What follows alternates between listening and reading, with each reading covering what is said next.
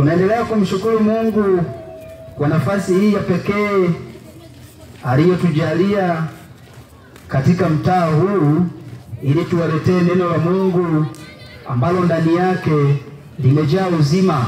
Kwa yule atakayeliamini linampatia uzima.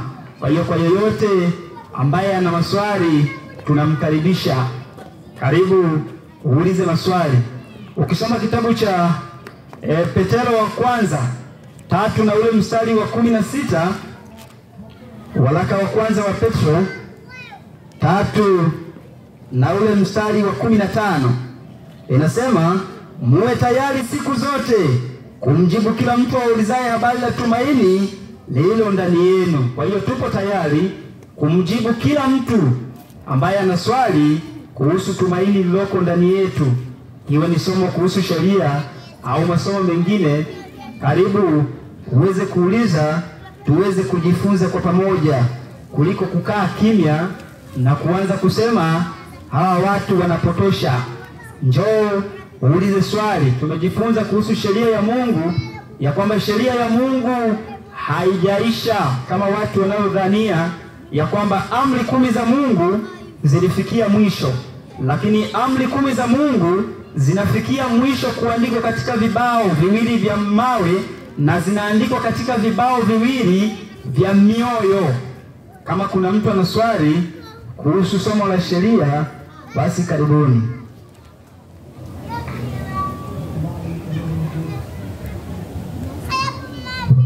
Bwana asifiwe. Amina. Basi tuendelee.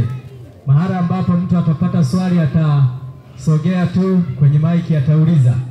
Karibuni, tuendelee. Bwana Yesu asifiwe. Amina. Basi tuangalie maana tunaweza tukasema kwamba watu wataletwa hukumuni, wenye dhambi watahukumiwa. Basi tuangalie kitabu cha waraka wa kwanza wa Yohana sura ya 3 na ule mstari wa 4 inasema nini kuhusu dhambi.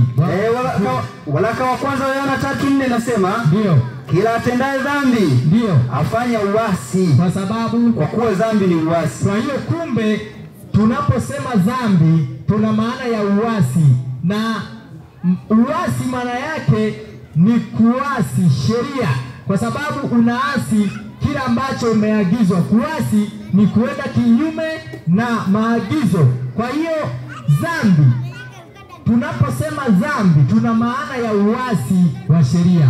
Na kwa hivyo sheria ni zipi? Tumesoma kuwa sheria za Mungu ni zile amri 10. Kwa hiyo unaposema nina dhambi, amna dhambi, kuna dhambi, basi ujue kuna uvunjifu wa sheria.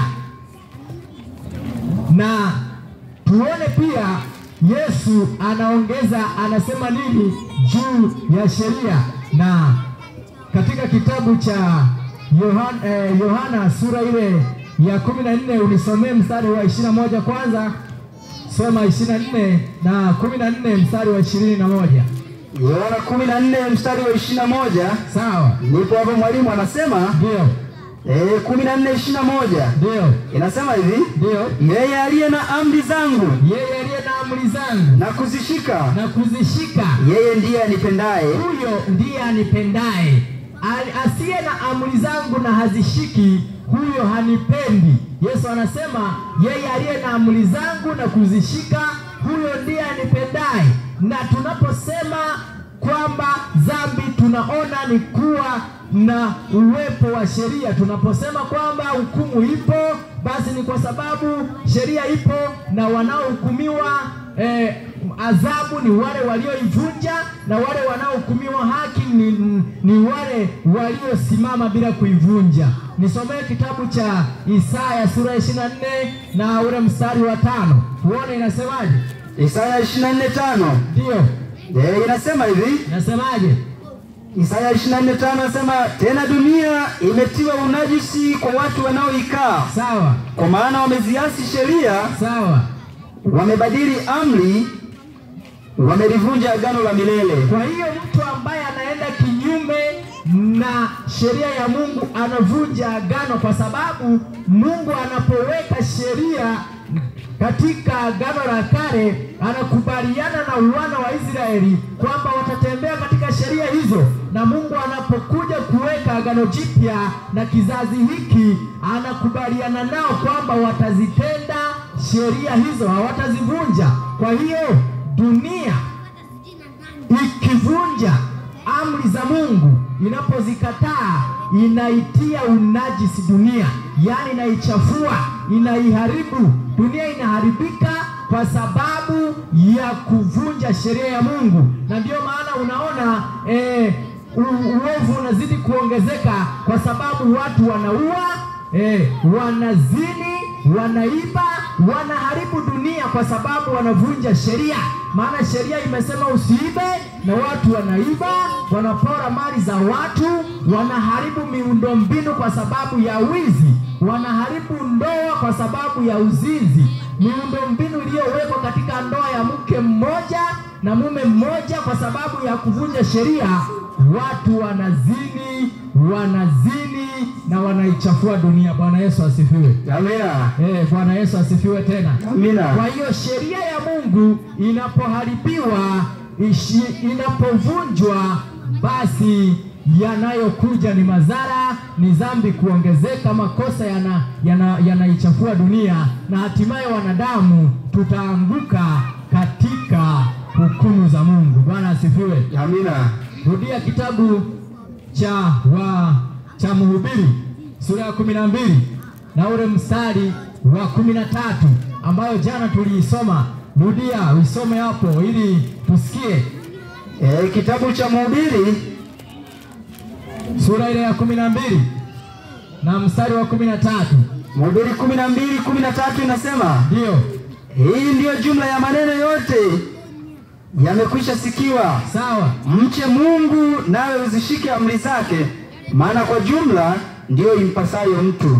Kwa hiyo kumcha Mungu na kushika amri zake, hivyo ndivyo inavyompasa mtu.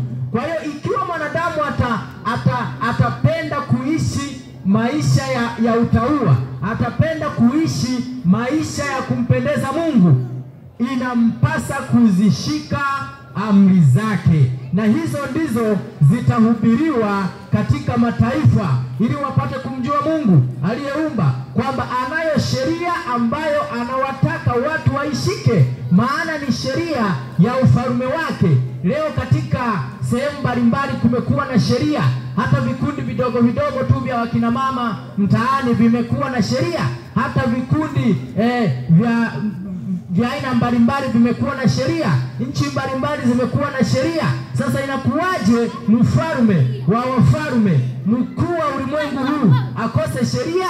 Huko ni kushindwa kutambua, kwa kushindwa kulisoma neno la Mungu na kulielewa. Mungu anayo sheria, na hiyo ndiyo kigezo cha hukumu, na hiyo ndiyo inayofunua mapenzi yake, kwamba Mungu hataki aabudiwe Mungu mwingine, anapaswa yeye aabudiwe kama Mungu aliyeumba, kwa sababu akiabudiwa Mungu mwingine asiye na uwezo wa kuumba, Mungu anakosewa heshima.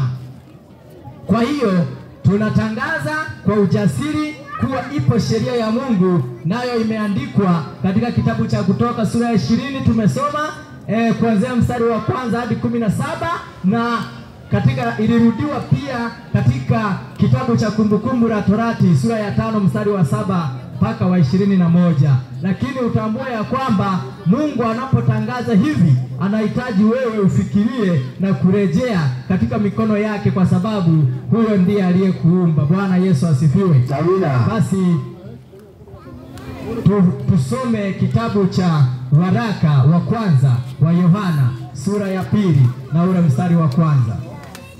Waraka wa kwanza wa Yohana 2:1. Anasemaje? Inasema hivi, ndio, watoto wangu wadogo, ndio, nawaandikia haya ili kwamba msitende dhambi. Sawa. Na kama mtu akitenda dhambi, kama mtu akivunja sheria, maana tumesoma waraka wa kwanza 3:4 imesema dhambi ni uasi wa sheria. Na kwa hiyo anasema kama mtu akitenda dhambi, kwa maana ya kuvunja sheria, anasemaje? Anasema hivi, Tunaye mwombezi kwa Baba. Tunaye mwombezi kwa Baba, Yesu Kristo mwenye haki. Huyo ndiye anaweza kutuombea, kututoa katika makosa ya uvunjaji wa sheria na kutupa haki ya kuweza kusimama bila kuivunja sheria, na siku tutakaposimama katika kiti cha hukumu, kwa sababu Kristo ametupa haki ya kusimama mbele ya Mungu, tutakuwa washindi na tutapewa uzima wa milele. Nikukumbushe kwamba tunapojifunza, tunapozungumza hivi, tunapofunua maandiko, tambua ya kwamba Mungu anatangaza hivi ili ujue, maana siku zinakaribia za kuja kwake Yesu mwana wa Mungu, kuja kuwachukua wale ambao ni washindi wa dhambi, wale waliomwamini wakasamehewa dhambi zao, wakarudi mikononi mwa Mungu. Maana anasema kwamba katika kitabu kile cha Yohana 1 mstari wa 12 kwamba wale waliompokea aliwapa uwezo wa kufanyika watoto wa Mungu, ndio wale waliaminio jina lake. Bwana Yesu asifiwe. Amina. Ni Mungu katika kipindi hiki, maana hukumu zinakuja. Mungu atahukumu ulimwengu kwa haki, wale waliotenda mema kwa hukumu ya uzima, wale waliotenda mabaya hao kwa hukumu ya kuangamia milele.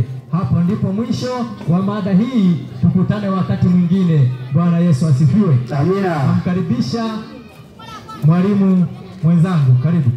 Asante.